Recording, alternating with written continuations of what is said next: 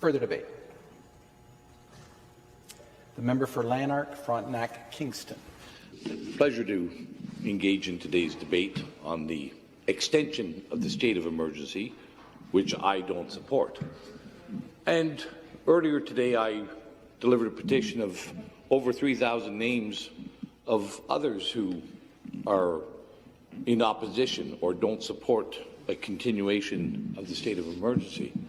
But I will have to say, Speaker, listening to today's debate from the official opposition and the government has been dizzying, absolutely dizzying. I've heard the NDP explain the long list of abuses and lack of oversight and lack of transparency that the government has been engaged in during the state of emergency, the lack of committees, the lack of knowledge about the COVID command table, a whole laundry list of wrongdoings in their view of the government during the state of emergency.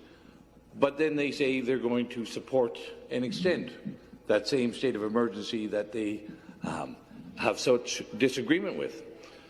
But then I also listen to the government House Leader, and the government House Leader says he's really looking forward that this is the final, it's winding down, that this state of emergency is only going to be for 2 weeks.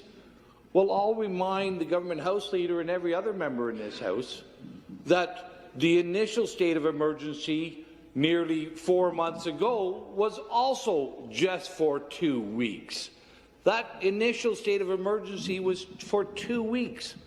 And I would say to you, Speaker, and to members, it appears to me that there's been some form of addiction develop between the government and this unaccountable authority and executive power that it has wrested, that it has ownership now. And they don't seem to want to give up that unaccountable authority that they have. And it appears that the NDP don't want them to give it up either. But Speaker, I wanted the central question to this state of emergency in my mind is, will the state of emergency, will the continuation of the state of emergency, will it have a net positive benefit on the people of Ontario or not? That's the question that we need to wrestle. Are the people of Ontario going to be better off with a suspended democracy, with a legislative assembly that does not have voice for their concerns, that do not have votes on the policies that impact them?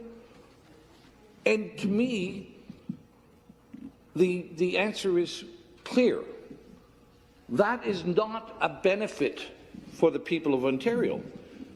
And I also have to say that, you know, a state of emergency, the very title of it tells us that we must deal with some new emerging crisis.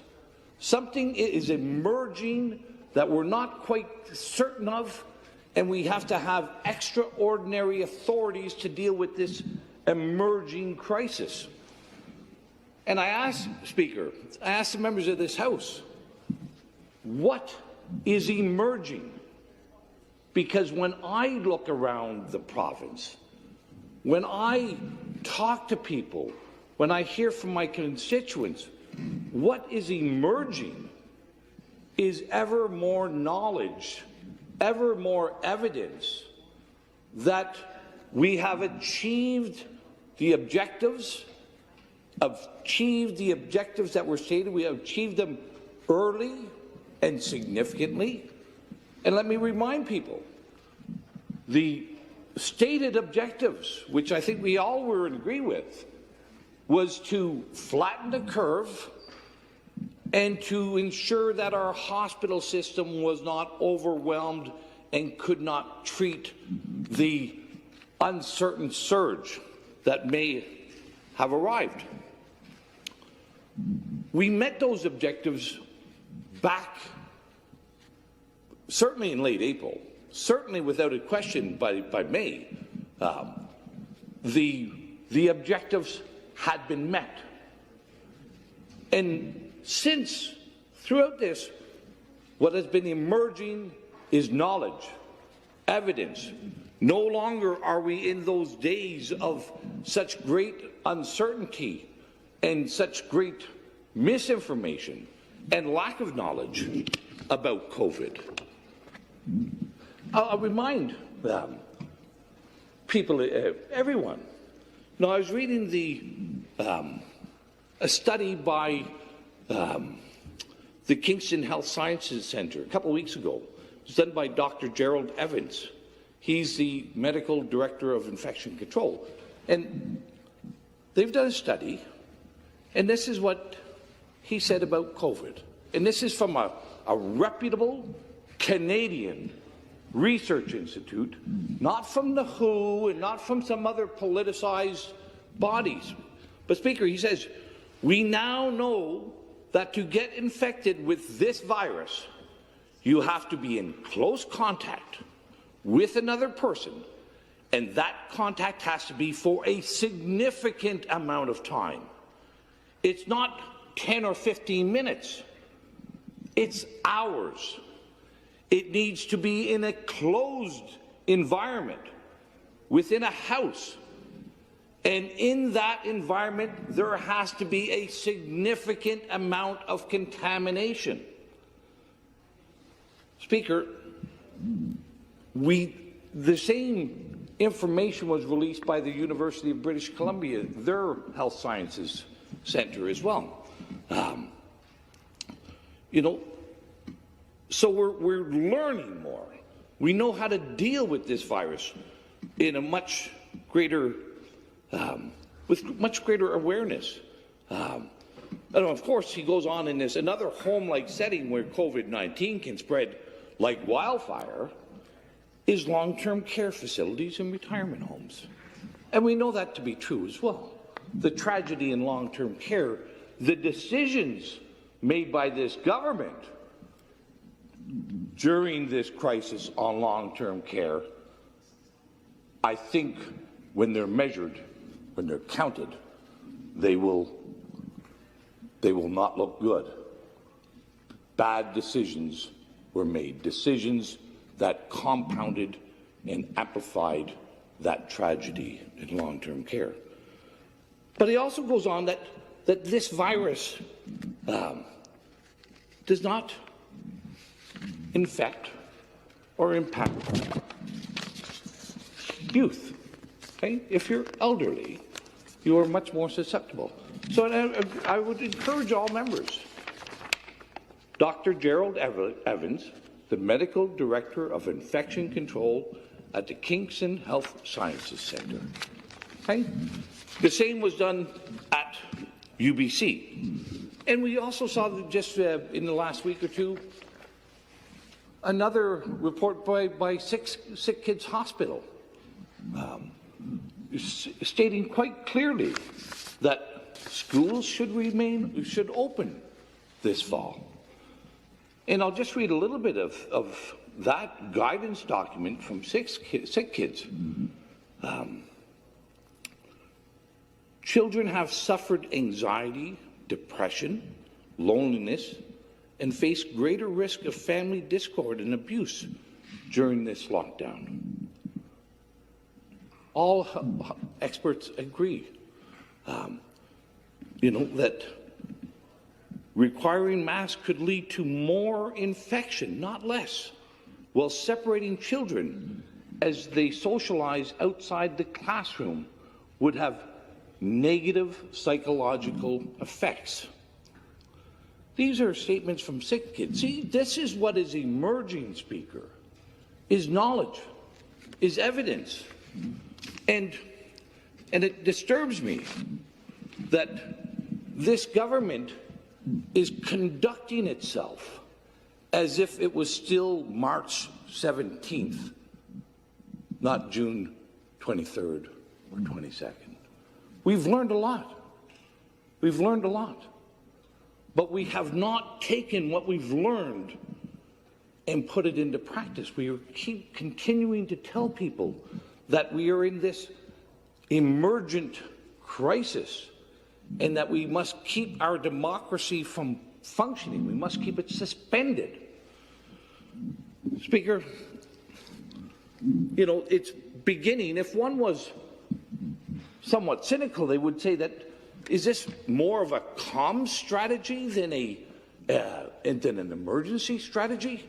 Is this more of a PR scheduling than a COVID pandemic crisis? But you know, the experts are telling us what they have found, but we've also seen it with our own eyes. You know, we have seen, you know, a number of weeks ago when that great number of people were out in Trinity Bellwoods Park in downtown Toronto. And they were referred to as yahoos. Has there been a spike from that congregation? No, there hasn't. We saw the same thing a few weeks ago as well when public health officials on one hand were saying keep isolated, keep your social distancing, but go out in the tens of thousands to attend protests. And they did. Many, many tens of thousands of people in Ontario, in Toronto, Ottawa, other places, went and protested. Even the Prime Minister of the country. Has there been a spike? No, there hasn't. The numbers continue to drop and drop. Because, you know, another one was this great risk of people going to their cottages and spreading the virus everywhere. And you couldn't go to your cottages, except for if you stunk out late at night, I guess. But, Speaker, those cottagers have now been going throughout rural Ontario, and still there is no spike. So both anecdotally plus scientific research demonstrates we're gaining knowledge. We have achieved the objectives. But I think what COVID has done, it has laid bare for us all to see the great significant challenges that this province will have to deal with. And they're great. They're huge. You know, as we look out and see the millions of people who are idled and unemployed, who have no work, that is going to be a challenge. The tens and tens of thousands of businesses that will never reopen again, that is going to be a challenge. It'll challenge our municipal governments with a shortage of revenues. It'll challenge the provincial government and its revenues. At the same time, we'll be having increasing demands on needs. The bankruptcies, the foreclosures, the stalled medical treatments. The Thunder Bay Hospital announced a couple weeks ago they expect it will take over a year to deal with the backlog of essential medical treatments that have been postponed indefinitely. We are going to have to deal with that. The whole generation, we have a significant generation of young people saddled with significant student debt, with few employment opportunities. We're going to have to deal with that. These are the great challenges that COVID has laid bare. How are we going to assist those many families with autistic children? That's been on the table for a long time. And I say to you, Speaker, this state of emergency is taking our eye off these challenges. This state of emergency is not helping us examine these great problems. This state of emergency is deflecting our important examination of these challenges. And I really ask all members, what are we here for? Are we here to represent our constituents, to give voice to their concerns, to be advocates against injustice that they may face? Or are we here for others to do the bidding of others? Are we here, are we pieces of furniture, or are we advocates for our constituents? I know where I stand. A state of emergency limits, precludes, and frustrates every member in this House from discharging their responsibilities. And Speaker, once again, we have this COVID command table who we don't know who they are, making the decisions. The Premier refuses to release who's there. We don't know there's no transparency. There's no accountability. But they want to continue with this. I brought this up in the last motion. I'm going to bring it up again. Others have also spoken about it with the NDP. And I move that this motion be amended by adding the following to the end. And that during this extension, the work product of the Ontario COVID-19 command table, including agendas, minutes, and communications, and excluding correspondence that is protected by cabinet confidentiality, be made available to the public in a timely fashion with a compendium of this disclosure tabled with the House on a weekly basis. That the initial disclosure be of any and all existing work product, and that each Monday shall be tabled the compendium from the preceding work. Thank you, Speaker. Mr. Hillier has moved an amendment to the motion that we're debating. Again, I'll recognize the member to continue his presentation. Thank you, Speaker. I'll wrap up here.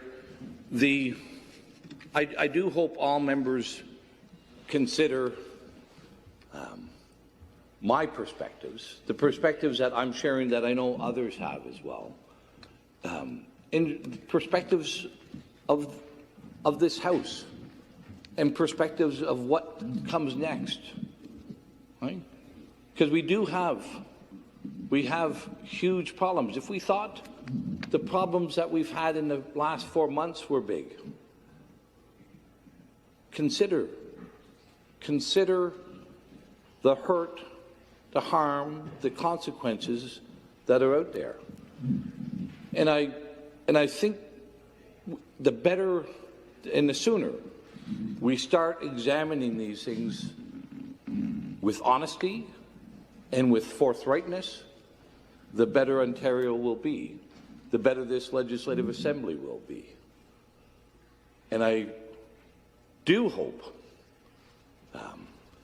that we have a return to a fully functioning representative democracy immediately and as soon as possible. Thank you very much, Speaker.